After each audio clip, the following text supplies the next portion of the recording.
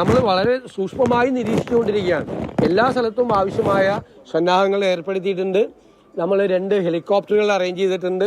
ആവശ്യമായ സ്ഥലത്ത് വേണമെങ്കിൽ ഏരിയലായിട്ട് സപ്ലൈ ചെയ്യാൻ നമുക്ക് പറ്റും.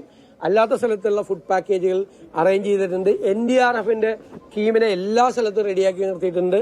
പോലീസ് ഈ ഏറ്റവും നമ്മൾ സംശയമുള്ള സ്ഥലങ്ങളിലെ പോലീസ് സേന മറ്റ് സ്ഥലങ്ങളിൽ നിന്ന് കൂടി വിന്യസിച്ചിട്ടുണ്ട്. ഫയർഫോഴ്സിനെ വിന്യസിപ്പിച്ചിട്ടുണ്ട്. പോലീസിൽ തന്നെയുള്ള RTFനെ കൂടി റാപ്പിഡ് ആക്ഷൻ ഫോഴ്സിനെ കൂടി സന്നദ്ധരായിട്ട് എല്ലാ സ്ഥലത്തും നിർത്തിയിട്ടുണ്ട്.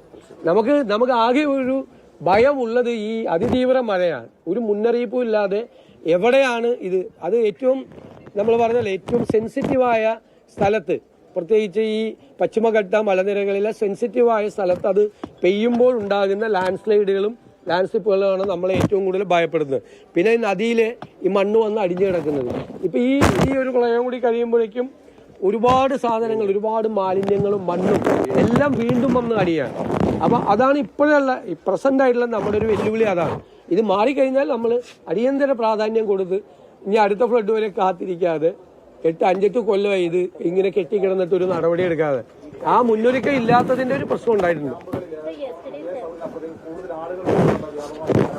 150-ൽ മീതെയുള്ള ആളുകളുള്ള ക്യാമ്പുകളെല്ലാം 2 ആക്കാൻ വേണ്ടിയിട്ട് പറഞ്ഞിട്ടുണ്ട്. അത് നമ്മൾ അപ്രതീക്ഷിതമായി വന്നു ചേരുന്നതാണ്. അപ്പൊ പിന്നെ അതിഥി തൊഴിലാളികൾ ധാരാളം പേരുണ്ട് ഇവിടെ. അവരെ കോൺട്രാക്ടർമാരൊക്കെ അവരെ ഇങ്ങോട്ട് ക്യാമ്പിലേക്ക് പറഞ്ഞു വിടാണ്. അവർ പ്രൊട്ടക്ട് ചെയ്യേണ്ടതാണ് കോൺട്രാക്ടർമാരെല്ലാം. അവരിങ്ങോട്ട് പറഞ്ഞു വിടുക. അപ്പൊ അവർക്ക് ചില സ്ഥലത്ത് അങ്ങനെയാണ്. അവർക്ക് നമ്മളെ പാക്കറ്റ് ഫുഡ് പറ്റില്ല, അവരുടെ പ്രത്യേക ഭക്ഷണം വേണം, അത് പ്രത്യേകമായി ഉണ്ടാക്കി കൊടുക്കണം. അങ്ങനെയുള്ള ചില വിഷയങ്ങൾ ചില സ്ഥലത്തുണ്ട്. അത് പ്രത്യേകമായി അത് അഡ്ജസ്റ്റ് ചെയ്യാൻ വേണ്ടിയിട്ടുള്ള സംവിധാനം ചെയ്യുന്നുണ്ട്. 150-ലേറെ ആൾ കൂടിക്കഴിഞ്ഞാൽ അടുത്ത ക്യാമ്പ് തുടങ്ങാൻ വേണ്ടിയിട്ടുള്ള നിർദ്ദേശം കൊടുത്തിട്ടുണ്ട്. അല്ലല്ല, ആവശ്യത്തിനുള്ള ഉദ്യോഗസ്ഥരെ മറ്റ് ജില്ലകളിൽ നിന്ന് വിന്യസിപ്പിക്കും. അത് പറഞ്ഞിട്ടുണ്ട്, അവർക്ക് പറഞ്ഞിട്ടുണ്ട്. ജില്ലാ കളക്ടറോട് പറഞ്ഞിട്ടുണ്ട്.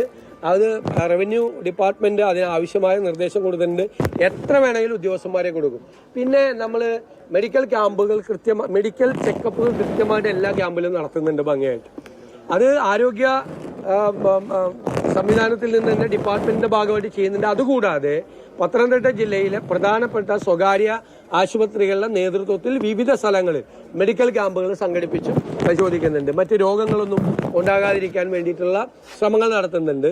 ഇവർ തിരിച്ചു ചെല്ലുമ്പോൾ അവരുടെ കിണറിൽ ക്ലോറിനേഷൻ നടത്തി വെള്ളം ശുദ്ധീകരിക്കാൻ വേണ്ടിയിട്ടുള്ള മെറ്റീരിയൽസ് അതുകൂടി ഇതിനോടൊപ്പം തന്നെ സപ്ലൈ ചെയ്യാനുള്ള സംവിധാനം ഏർപ്പെടുത്തിയിട്ടുണ്ട്.